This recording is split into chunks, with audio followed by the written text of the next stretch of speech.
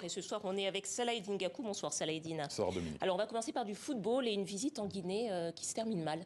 Mal pour les Guinéens. La Confédération africaine de football a décidé de retirer l'organisation de la CAN 2025 à la Guinée. Patrice Motsepe, le président de la CAF, qui était en visite depuis ce matin à Conakry, a annoncé la nouvelle à l'issue d'une rencontre avec le président de la transition, Mamadi Doumbouya. Parmi les raisons invoquées par le patron du football africain, le grand retard sur les chantiers des différents stades. Quasiment aucun stade n'est prêt aujourd'hui. À moins de 3 ans de la compétition, la CAF va lancer un nouvel appel d'offres pour l'organisation de cette CAN 2025. On parle du Maroc, l'Algérie et de l'Afrique du Sud qui pourraient éventuellement se positionner.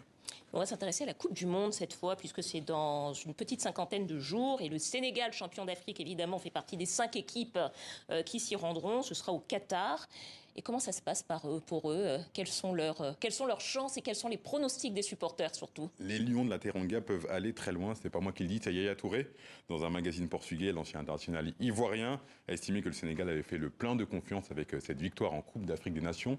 Mais qu'en pensent les Sénégalais? Alisson Fernandez est allé à la rencontre des supporters sénégalais. On les écoute. Je pense que nous sommes confiants. On a un bon coach, on a une bonne équipe. Il y a une cohésion dans l'équipe, donc on est confiant de pouvoir jouer le rôle de trouble-fête à la Coupe du Monde. C'est une grande équipe, on a de bons joueurs et on a l'espoir de gagner. On peut gagner comme tout le monde. Il y a des meilleurs joueurs du monde au Sénégal. Déjà, nous avons une très belle équipe, surtout avec notre leader, Sadio Mané, qu'on aime bien. Vraiment, on est au taquet. Voilà, on est au taquet, on sait bien que même si on ne remporte pas la coupe, on ira peut-être en demi-finale, bien même en finale. Et pourquoi pas même remporter la coupe? Tout est possible.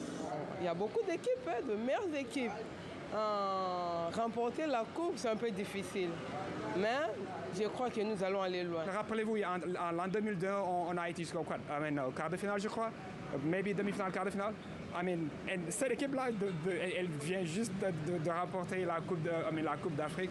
On est more excited than ever. So, franchement, et pourquoi pas la Coupe du Monde? Franchement, Rendez-vous dans 51 jours pour le début de la compétition. Voilà, et pourquoi pas, faut rêver, faut y croire. Bon allez, on va toujours donner une info foot, dernière info foot, puisqu'on a un Nigérian qui prend sa retraite à 35 ans. John Obi Mikel tire sa révérence, sans club depuis plusieurs mois. Il a annoncé sur son compte Instagram, il y a un dicton qui dit que toutes les bonnes choses ont une fin. Ce jour est arrivé pour moi. John Obi Mikel, c'est 89 sélections avec le Nigeria. Il a d'ailleurs remporté la CAN 2013. Et en club, c'est à Chelsea qu'il a brillé entre 2006 et 2017, avant de s'envoler en Chine, puis d'évoluer notamment en Turquie ou au Koweït. Allez, on part aux États-Unis, on va parler basket et d'un joueur camerounais, Pascal Siakam, qui affiche ses ambitions, on peut le dire comme ça. C'est un peu la rentrée, le traditionnel Media Day du côté de la NBA. Et Pascal Siakam, le joueur des Toronto Raptors, a affiché son ambition. Il a donné le ton. J'ai été All-Star NBA. Je vais être dans le top 5 des meilleurs joueurs de la Ligue. Je veux faire partie des meilleurs. Et je ferai tout mon possible pour y parvenir. Ce sont les mots du natif de Douala. On espère qu'il confirmera sur les parquets. En tout cas, début de la saison NBA, le 19 octobre prochain. Voilà, et puis comme les Camerounais, manifestement, sont très bons au basket, on va parler d'un autre Camerounais, Joel Embiid.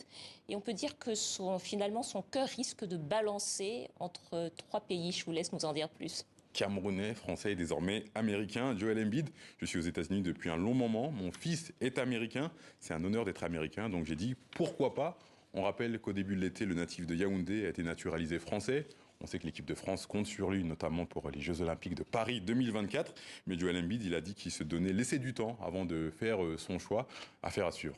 Suspense. Un petit mot de cyclisme peut-être pour finir, Salah-Eddine, si on a un peu de temps. Oui, pour dire que Paul Daumont, le coureur burkinabé, participe au Tour international d'Iran.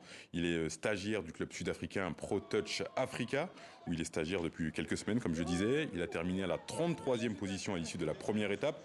Au-delà de tout ça, c'est un talent du continent du cyclisme à suivre. Paul Daumont, 23 ans seulement. Talent à suivre. Merci beaucoup, Salah-Eddine. À bientôt. À bientôt. Voilà, c'est la